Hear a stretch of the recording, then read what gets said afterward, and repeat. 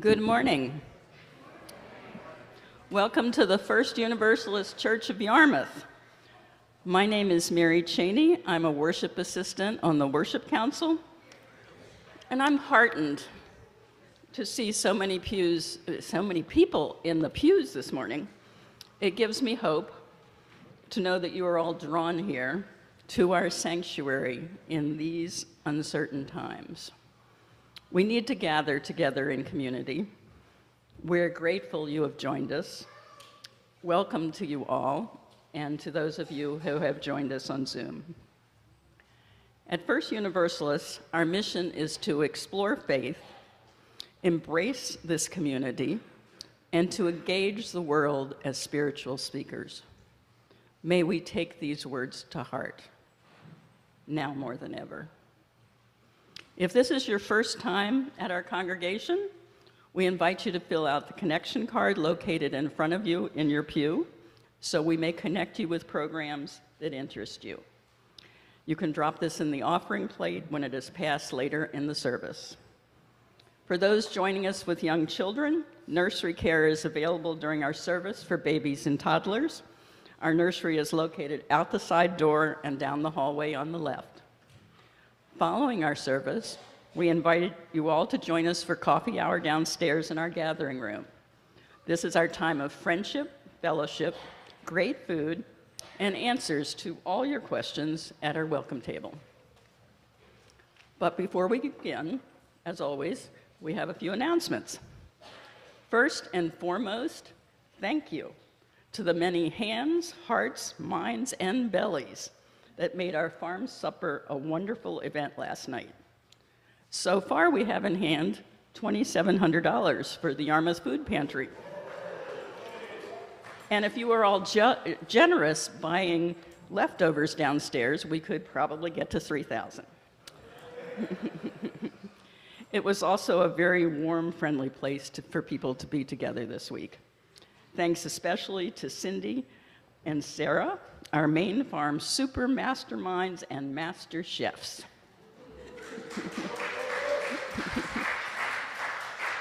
And a special shout out from me to John Voight, who sharpened all our knives before we started the prep work. Second, last Sunday, several Yarmouth UUs signed a petition to put the red flag bill on the 2025 ballot as a citizens' initiative. This bill enables family members or other intimate acquaintances to request temporary removal of a troubled person's firearms while protecting the individual's due process rights. On Election Day, 55,000 Maine residents signed. We need another 20,000 by January. Those interested in signing or learning more about the initiative can visit Peter Frommuth at a table set up during the coffee hour. Now, let's take a deep breath and stretch perhaps, and settle into this time forever. Together. Our guest musician, John Obel, and our choir will lead us into worship.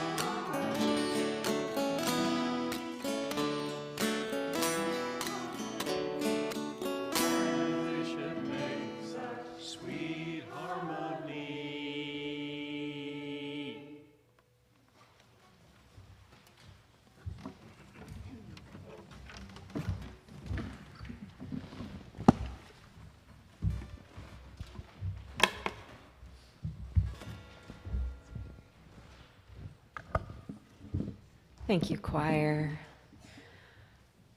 Oh, good morning. It is so good to see you.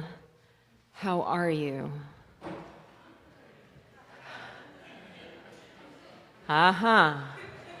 Uh-huh. Yes. Yes. Yes.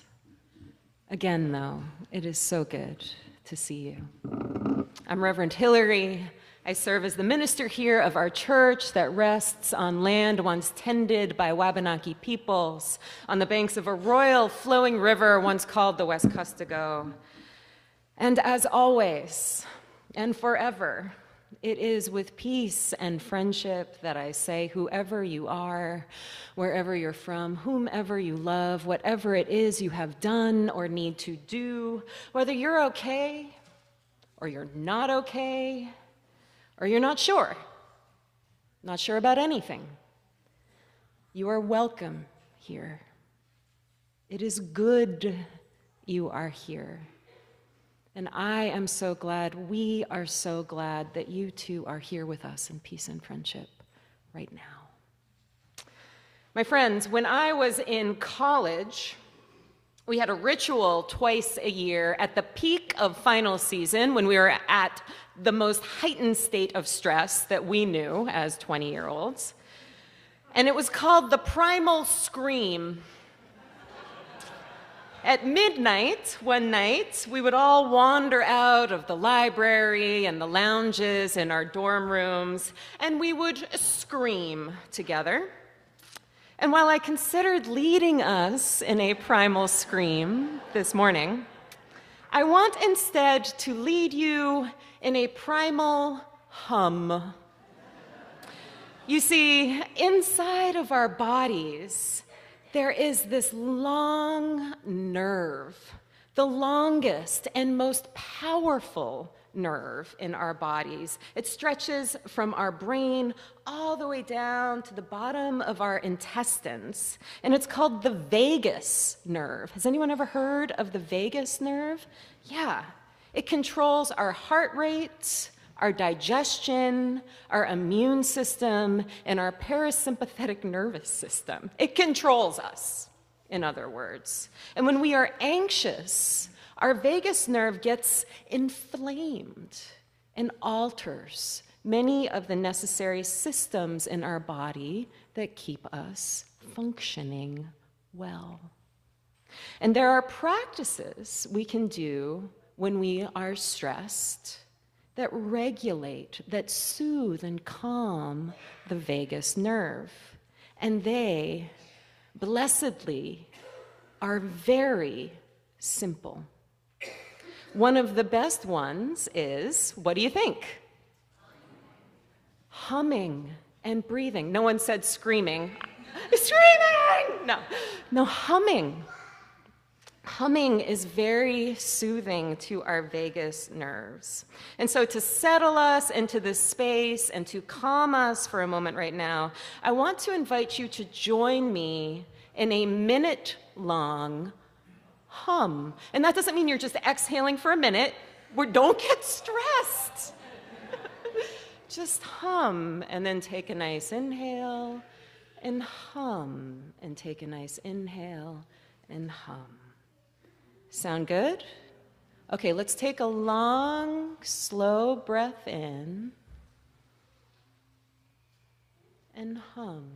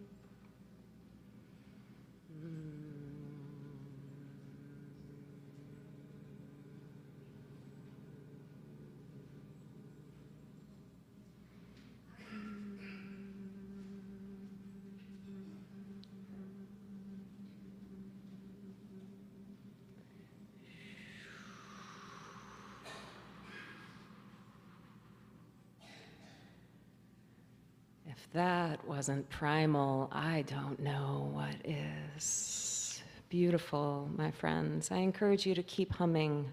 They say it's especially good for digestion if you hum a little while before you eat. Just something to do. My friends, in this anxious and upsetting time, we also find ourselves in a precious and important time.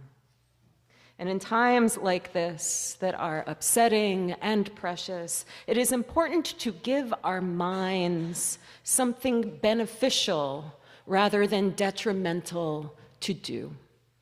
So today we are going to practice working with ourselves and each other rather than against ourselves and each other. Because as our words of invocation by the radical queer poet James Broughton remind us, this is it. I read James Broughton's poem for the upteenth time to you this morning. This is it. This is it, and I am it, and you are it, and so is that. And he is it, and she is it, and it is it, and that is that. Oh, it is this, and it is thus, and it is them, and it is us, and it is now. And here it is, and here we are. So, this is it. Good morning, beloveds. Here we are. This is it. Let's turn to our neighbors now, welcome them in, and give them a good hum, will ya?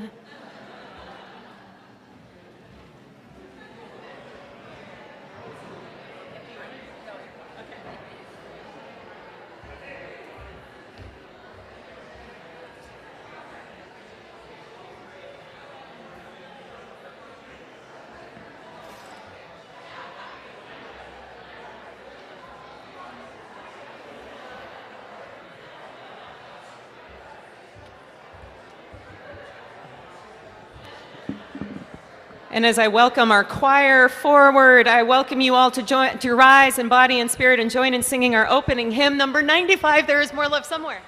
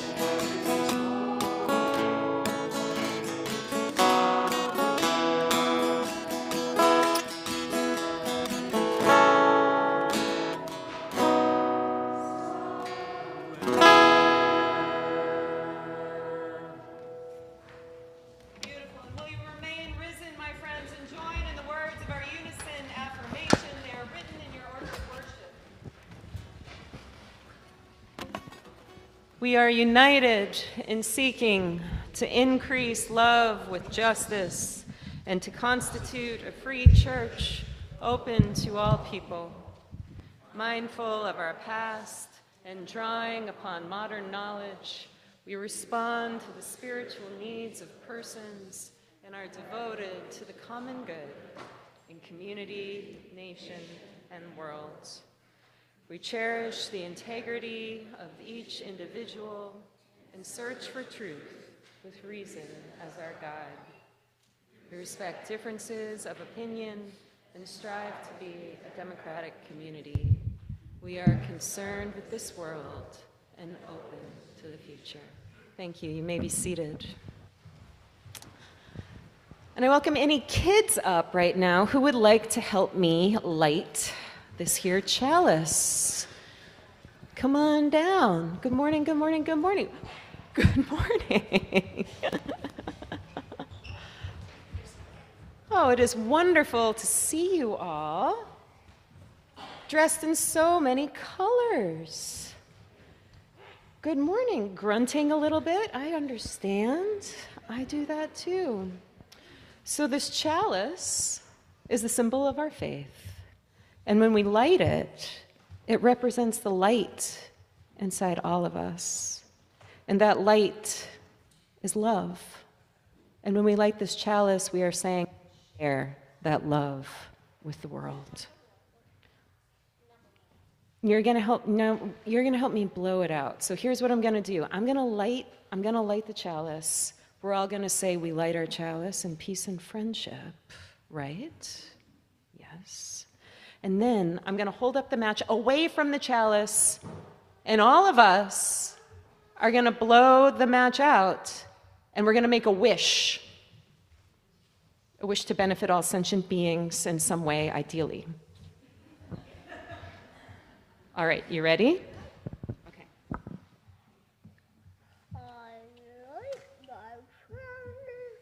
We light our chalice in peace and friendship. All right, let's make a wish. Okay, yep, we're gonna just do it again. We get 2 wishes today. How good is that? Okay, let's try it again. We light our chalice in peace and friendship. Yep. Great. Perfect. Oh, that's okay. Okay, one more wish. Here we go. All right, let's try it. We light our chalice in peace and friendship. Make a wish. Wonderful. All right, now I'd like you all to stay up here. Actually, we need your help with something, don't we, Mac and Gwen? Well done. 3 wishes. That's pretty good. Okay. Oh, you got that. Yep. All right, good morning. Good morning. Okay, Good morning. so could you kids all do me a favor and come up like right up here on these steps? Thank you. Thank you so much. It's for you. All right, okay, who needs to take another breath this morning? I do, for sure. Okay, all right, let's do it. So everyone up here, everyone in the pews, let's take a deep breath. So we're gonna breathe in for 5 and breathe out for 5. So take a deep breath. 1, 2, 3, 4, 5, and then let it out. 1, 2, 3, 4, 5. And we're gonna do one more, but this time when we're breathing in, let's imagine that all the goodness and all the love that is here right now in this room, in this space, is filling us up as we breathe in. So, and when we breathe out, let's let go of anything that does not serve us at this time. Anything that isn't this moment of love. These breaths, this space, this love surrounding us. So let's breathe in. 1, 2, 3, 4, 5. And let's release. 1, 2, 3, 4, 5. Now for all who are up here, we have another way that we can take some deep breaths. We have bubbles right here to help us practice our deep breaths. There are a few, so you're gonna have to take turns, all right, and pass it down the line. But here, you get a bubble. Would you like a bubble? Bubble. Coming over here. So everyone in the pews, guess what? You get to imagine you have bubbles, and I'm looking at you so I can tell if you're doing it or not. Okay, so for the kids who have bubbles, you're gonna breathe in for 5 and then blow your bubbles just like that. And Love then once it. you've had a turn, you're gonna pass it to the next kid. They'll breathe in and blow out the bubbles. All right, sound good? So let's go ahead. We'll take a deep breath in and then blow out your bubbles. All right, and then pass it to someone who hasn't gotten a turn to blow bubbles. And popping them is also necessary, yes. I am. Perhaps for our friends in the pews, you might find that you have a little magic wand there. And as you breathe with our wonderful children, perhaps you can wave your wand as you breathe in one direction, and then as you breathe out in the other direction. The gentle breeze of our breath. All right, yeah, you can go ahead and blow out bubbles.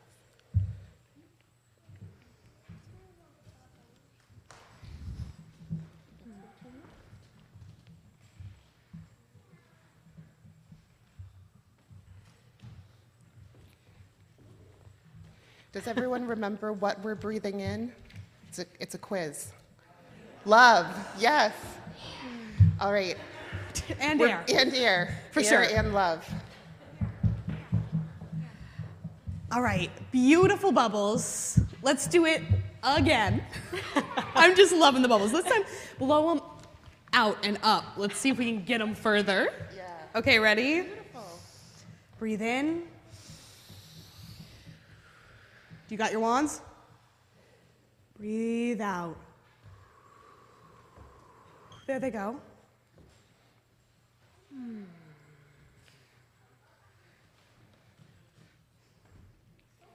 All right.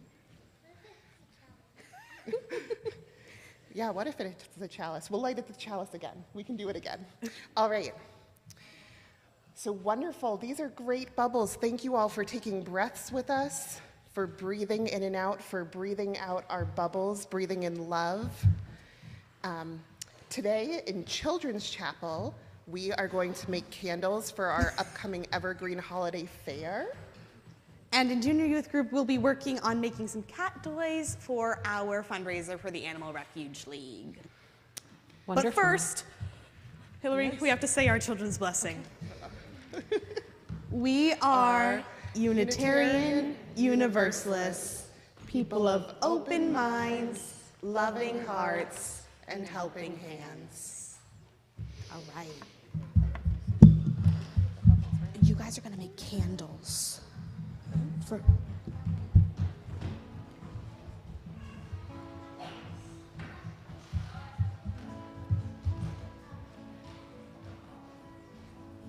Go now in peace, go now in peace. May the light of love surround you everywhere, everywhere you may go.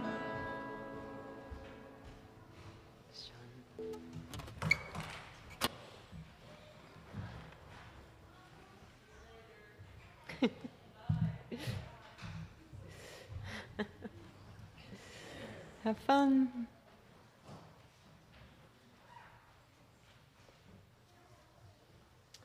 We now come to the time in our service that we set aside for quiet prayer, meditation, breath, and being here in the fullness of this moment.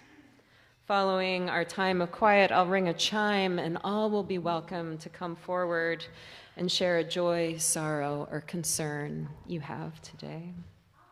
But first, won't you join me in taking a deep, refreshing breath in calming breath out, and enter into a sacred time of silence as we feel and reflect upon the joys and sorrows of this, our beloved community. Will you join me in another short moment of quiet, my friends?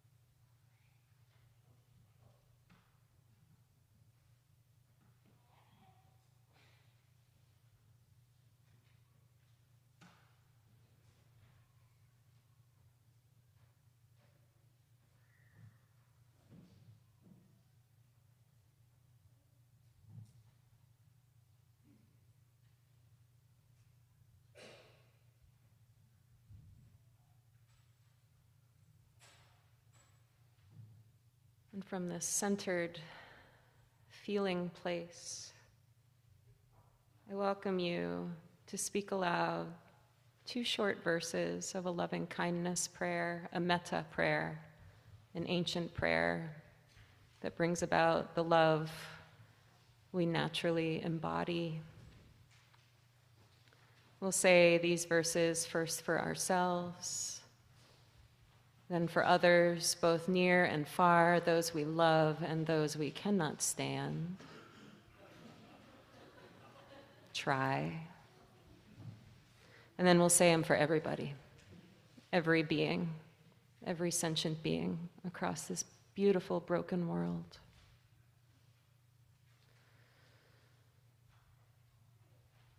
Breathing in, feeling your own body, your own need and capacity for love.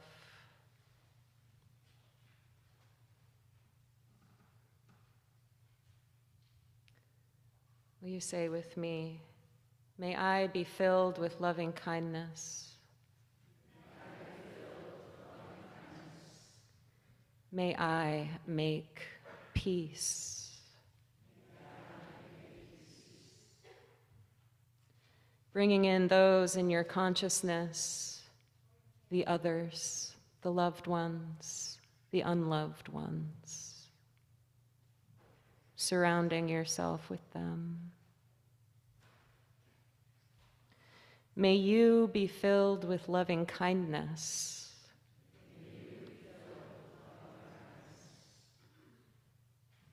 May you make peace.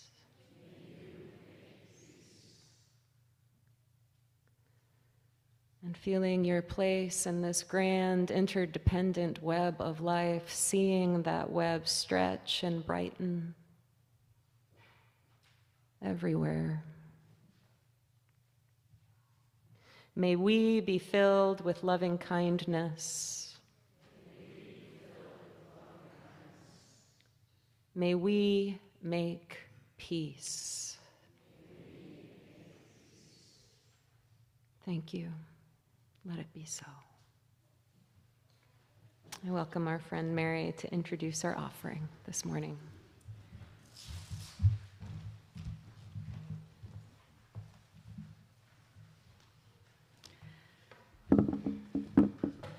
At First U, we share our offering with social justice partners each week. Today's half plate goes to Seeds of Peace. Seeds of Peace brings young leaders and educators from all over the world together to address global conflicts in a traditional summer camp setting in Maine. Participants gain skills and develop relationships essential for promoting social, economic, and political changes for peace in their homelands. After graduation, they are encouraged to engage in ongoing leadership development programs. The Seeds of Peace Network boasts over 7,000 alumni actively driving change toward their communities. For those in the sanctuary this morning, we will be passing the offering plate to one another. For those gathered online, you are invited to make an offering using the donate button in the order of worship or by dropping a check in the mail. Thank you for your generosity.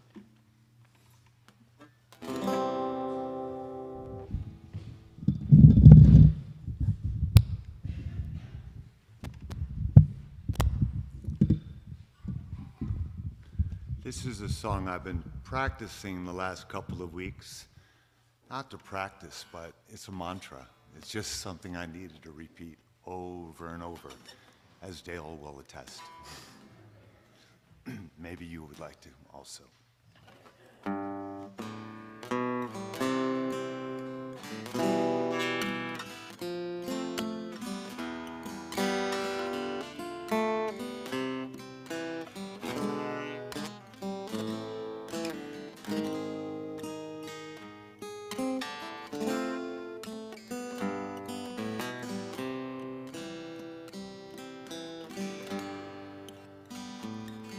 I see trees of green, red roses too. I see them bloom for me and you. And I think to myself, what a wonderful world. I see skies of blue, clouds of white, bright blessed day, and the dark sacred night. And I think to myself, what a wonderful world.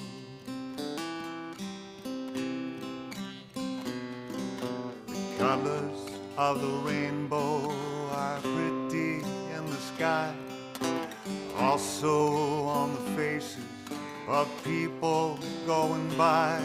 I see friends shaking hands saying, how do you do? They're really saying, I love you. I hear babies crying, I watch them grow. They'll learn much more than I'll ever know. And I think to myself, what a wonderful world. Yes, I think to myself, what a wonderful world.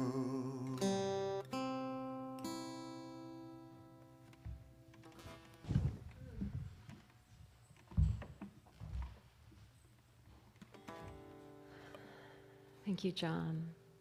Friends, will you rise and join in singing our song of thanksgiving? Oh. Thank you, John.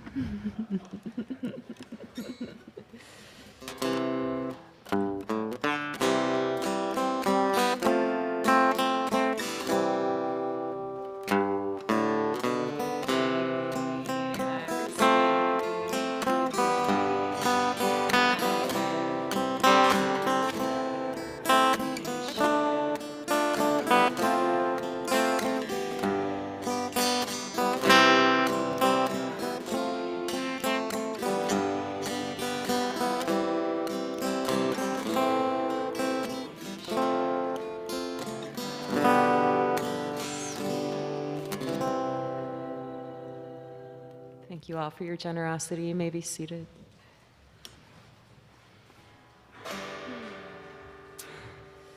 Our reading this morning are a few verses from a song by the very beautiful singer-songwriter Carrie Newcomer. The song is titled, If Not Now, and I'm not going to sing it today. I encourage you to listen to it when you get home. But here are a few verses. If not now. If not now, tell me when. If not now, tell me when. We may never see this moment or place in time again. If not now, tell me when.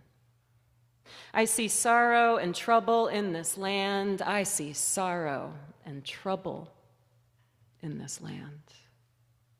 Although there will be struggle, we'll make the change we can. If not now, tell me when. I may never see the promised land. I may never see the promised land. and yet we'll take the journey and walk it hand in hand. If not now, tell me when. If not now, tell me when.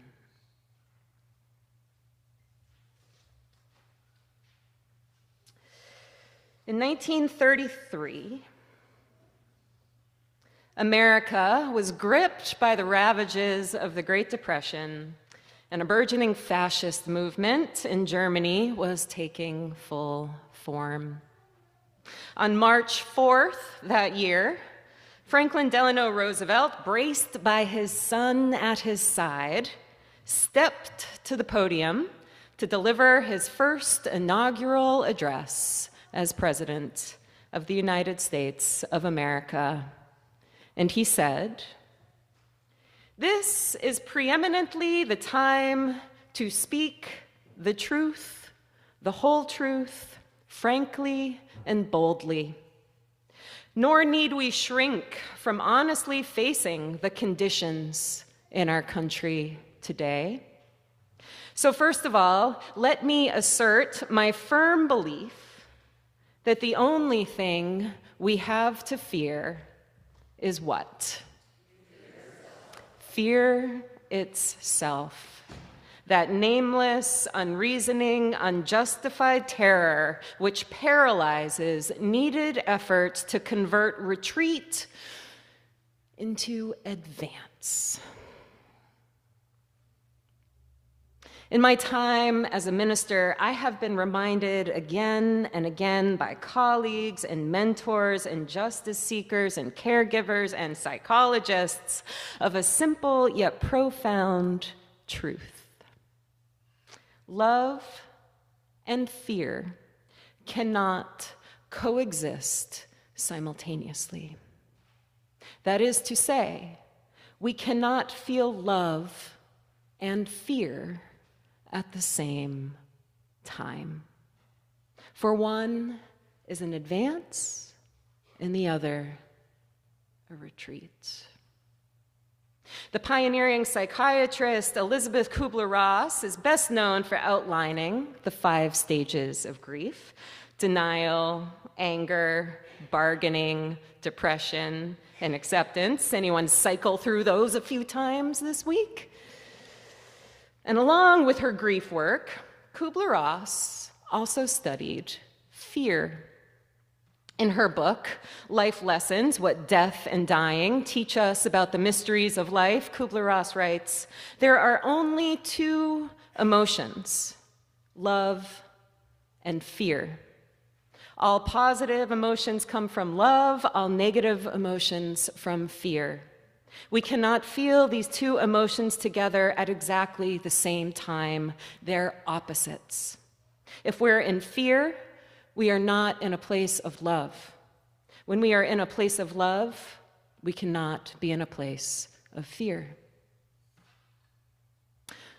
As Unitarian Universalists, we raise a big tent, welcoming, encouraging, and supporting many beliefs that center us and call us onward in this, the precious journey of our lives. This open and affirmative faith is supported by 2 main theologies: that of universalism, which proclaims that all beings are inherently good and worthy, and that of Unitarianism, which teaches we, like Jesus, who was not God, but a human like us, have personal connections to the divine and the wisdom and free will to live lives of benefit to others. So, more simply put, UUism proclaims that because we are inherently good and wise, our natural state is to act with goodness and wisdom.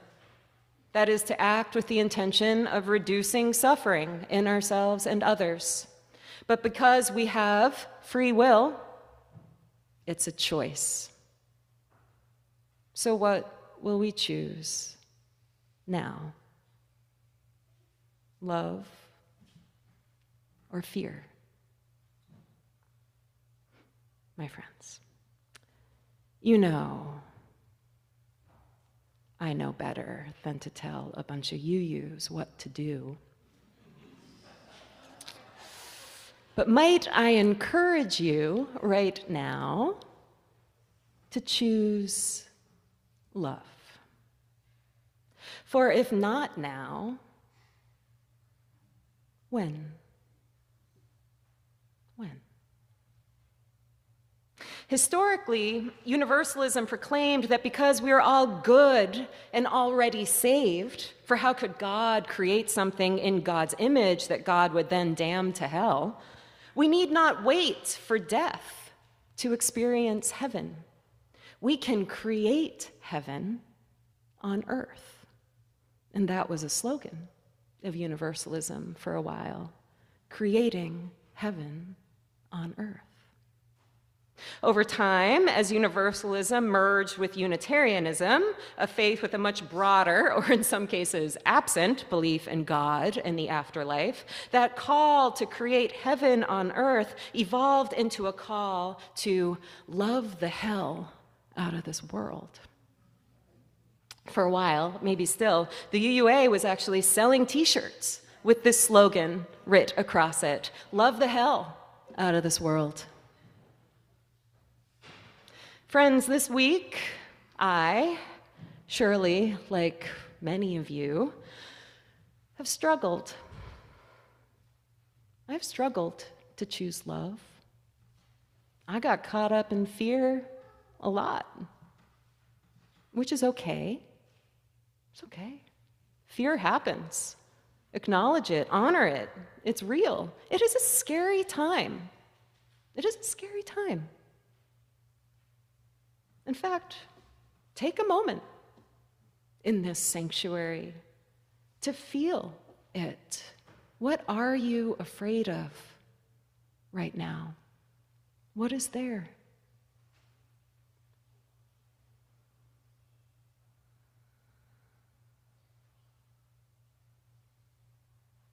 And in the midst of it, let me ask you, can you think of something you love? Yes. Love still exists in scary times. This week, my fear manifested often as rage. I did a lot of rageful leaf raking, listening to a genre of music called riot girl punk, very loudly. And it felt good. I kind of loved it. But also, this rage was slippery. It is slippery. It's right there. It's right there. And it took real willpower sometimes to get a hold of it before it swept me away. And that is the rub of this time and of our lives, my friends. Love is the choice. Fear is easy. Perhaps even the baseline. We can always be afraid. Why? Because everything is uncertain. Always has been, always will be. And if there's anything that strikes fear in the heart of man, it's that which we cannot control nor predict. We must acknowledge this truth. And yet, despite of this truth, or because of it, the choice will always remain love or fear. Here it is. This is it. And if not love now, why? When?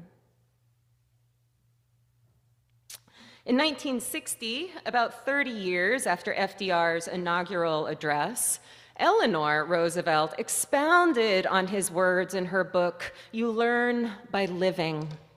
She writes, "You gain strength, courage, and confidence by every experience in which you really stop to look fear in the face.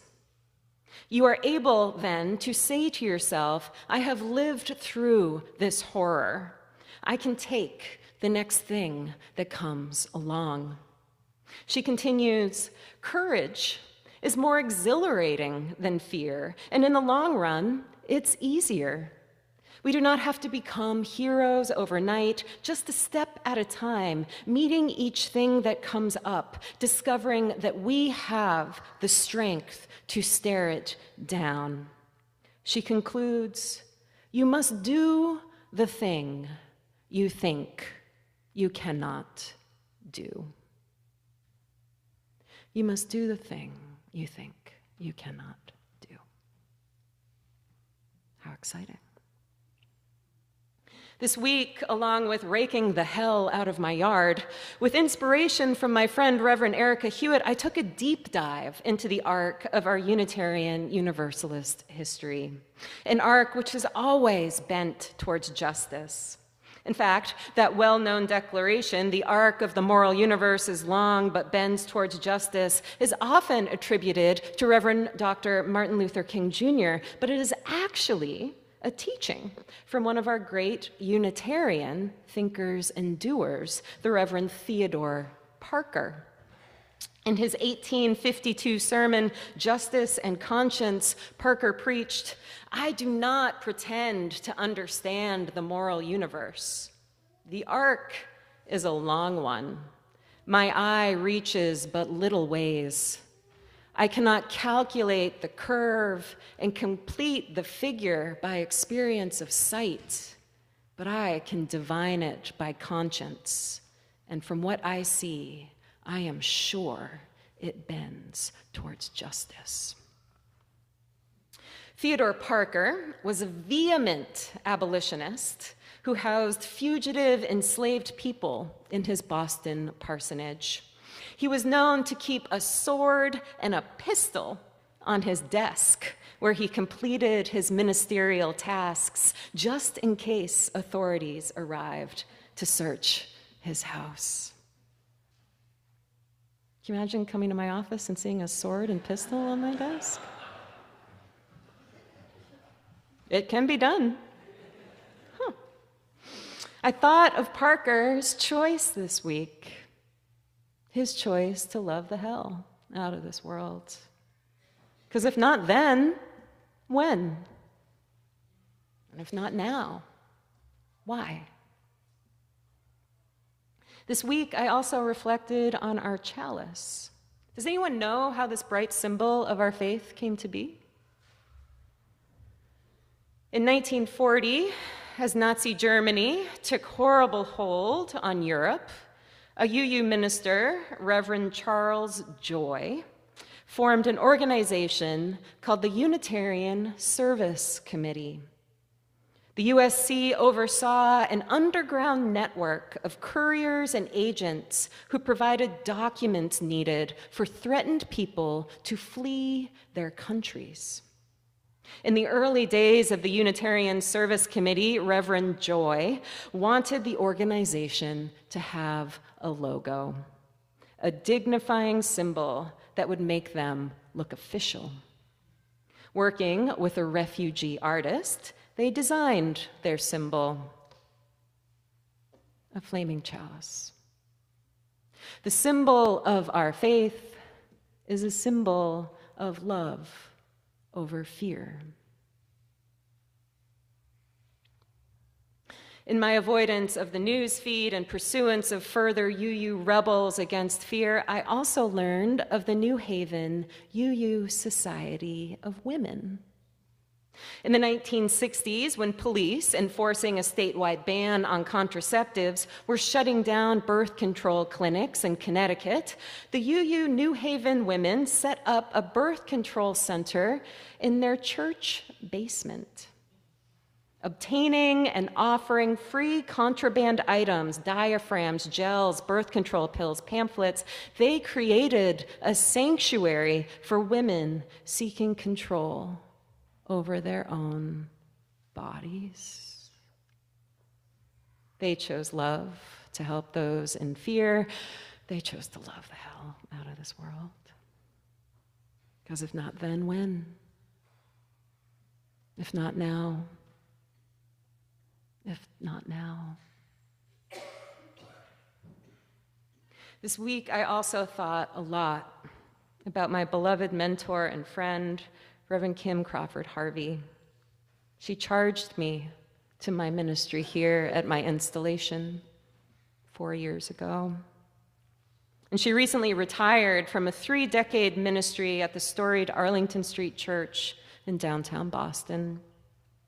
Kim officiated the first legal state-sanctioned gay marriage in this country because, yes, it was a UU who rose to that occasion because, yes, it was UUs who were more than ready for it. In the lead up to the 2000 vote for marriage equality in Massachusetts, staff at the UUA headquarters, which at that time was located facing the State House, hung a huge banner down the side of their building declaring gay marriage a civil right. At the Boston Pride Parade that summer, delegations from UU churches near and far filled the street. There were so many UUs there that one local news headline called it the Unitarian Universalist Pride March. Prior to her illustrious ministry at Arlington Street, Reverend Kim Crawford Harvey served the UU congregation of Provincetown, a seaside village that, as you may know, is a gay haven. Kim was there from 1985 to 1989, at the height of the AIDS crisis. Recalling the tragedies of this ministry, she writes, "In one 3-week period, 5 beautiful young men were gone, a whole pew. The organist who played my ordination took his life following his diagnosis. I ripped a page of M's out of my address book because they were all dead. Time and again," she writes, "we stood facing the ocean, scattering the ashes of our loved ones into the wind."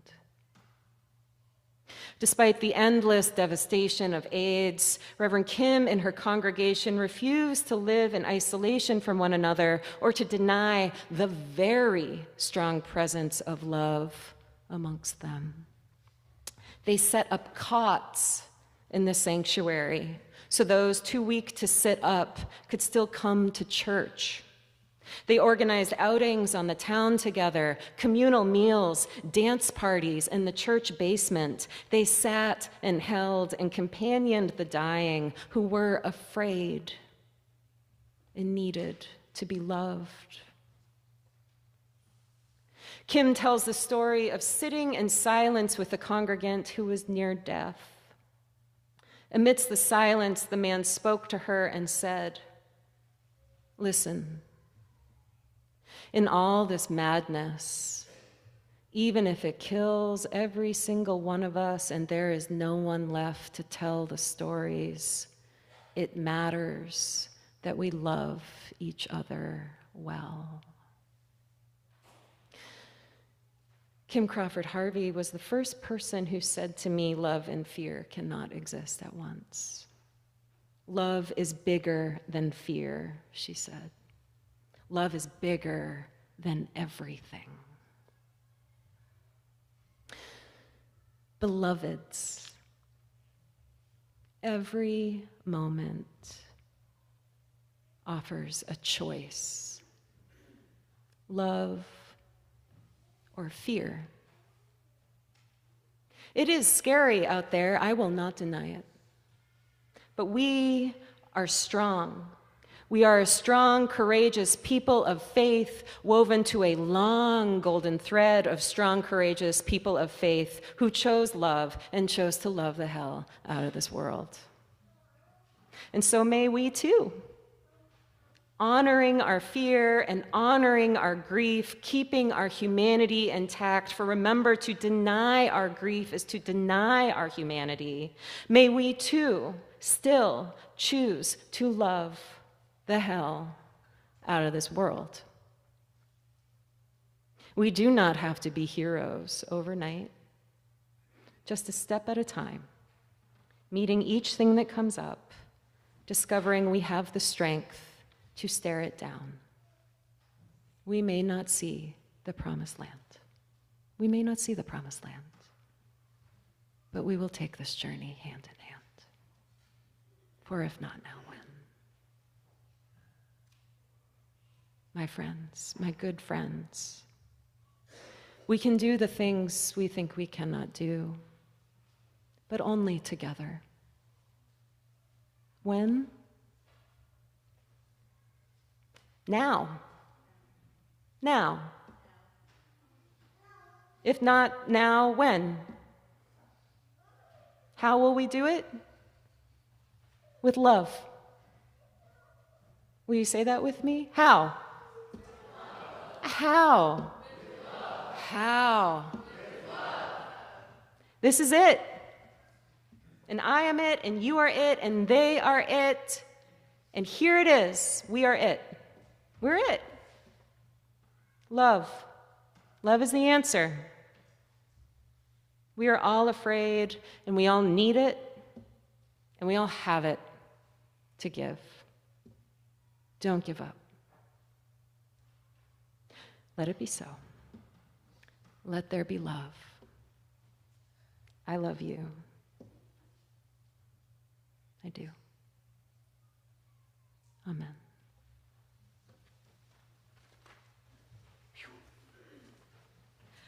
And will you hum with me for a moment?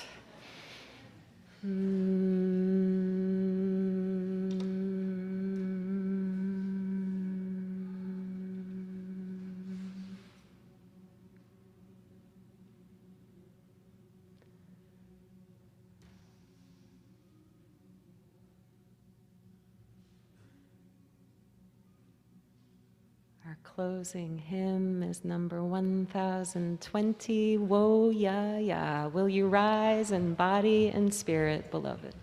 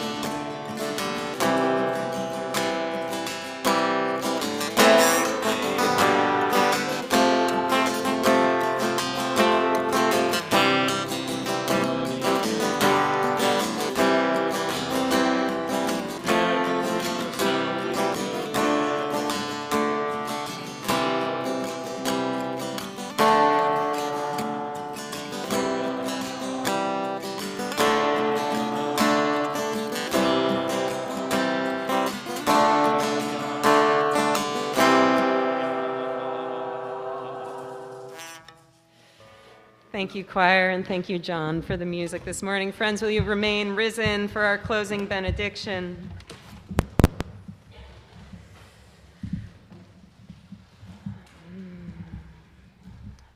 May all beings be free of suffering and the causes of suffering. May all beings experience profound joy and the causes of profound joy. May we all choose love over fear and remember that love is bigger, bigger than everything. And may we all get free. And will you join me in the words of our unison benediction? For those who come here seeking God, may God go with you. For those who come embracing life, may life return your affection. For those who come to seek a path, may the way be found and the courage to take it step by step. Go in peace, my friends. The service begins when the service ends.